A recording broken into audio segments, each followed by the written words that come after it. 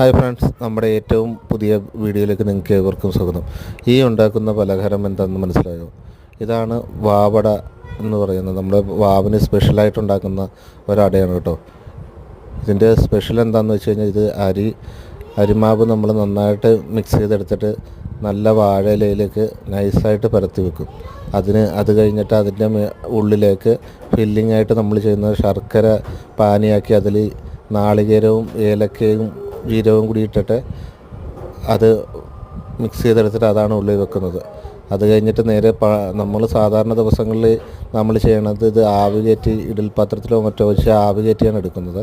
എന്നാൽ ഇങ്ങനെയുള്ള വാവിൻ്റെ ദിവസം നമ്മൾ ചെയ്യണമെന്ന് വെച്ചിട്ടുണ്ടെങ്കിൽ അലുമിനിയത്തിൻ്റെ എന്തെങ്കിലും ഒരു പാത്രത്തിൽ വെച്ചിങ്ങനെ മറ്റേ വറുത്തടയെന്നും ഇതിന് പറയാറുണ്ട് കേട്ടോ. അപ്പോൾ നമ്മുടെ നാട്ടിൻപുറത്തൊക്കെ ഇത് ഭയങ്കര സ്പെഷ്യലായിട്ടുള്ളൊരു സംഭവമാണ് കേട്ടോ. പണ്ടൊക്കെ നമ്മുടെ അമ്മമാരൊക്കെ ഇതുപോലെയൊക്കെ ചെയ്ത് വാവിന് ദാഹം വെക്കാൻ വേണ്ടി വാവിൻ്റെ തലേദിവസം കാർന്നേക്കന്മാർക്കായിട്ട് ദാഹം വെക്കും എന്നാണ് ഞങ്ങളുടെ നാട്ടിൽ പറയുന്നത്. അതിനു വേണ്ടിയാണ് ഇങ്ങനെ ഈ അട ഉണ്ടാക്കുന്നത് കേട്ടോ.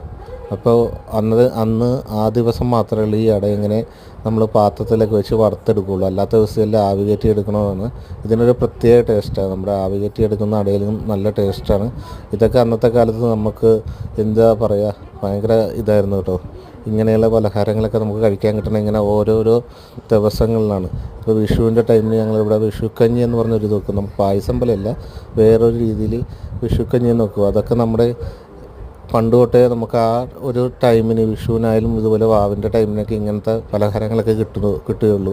അപ്പോൾ നമ്മൾ 80-ലും 90-ലുള്ള ആൾക്കാരൊക്കെ ആണെങ്കിൽ അവർക്ക് പെട്ടെന്ന് ഇത് മനസ്സിലാകും കേട്ടോ. ഇപ്പോൾ എല്ലാ വീട്ടിലും ഇങ്ങനെയൊക്കെ വെക്കുമെന്നൊന്നും അറിഞ്ഞൂടാ. അപ്പോൾ നിങ്ങളും ഇതുപോലെയൊക്കെയുള്ള അടകളൊക്കെ ഉണ്ടാക്കി കഴിച്ചിട്ടുണ്ടെങ്കിലൊക്കെ ഒന്ന് പറയണം കേട്ടോ. അപ്പോൾ ഇത് കഴിക്കാൻ തന്നെ എത്ര മനോഹരമെന്നറിയാമോ. അതിൻ്റെ ടേസ്റ്റ് നമുക്ക് പറഞ്ഞറിയിക്കാൻ പറ്റില്ല.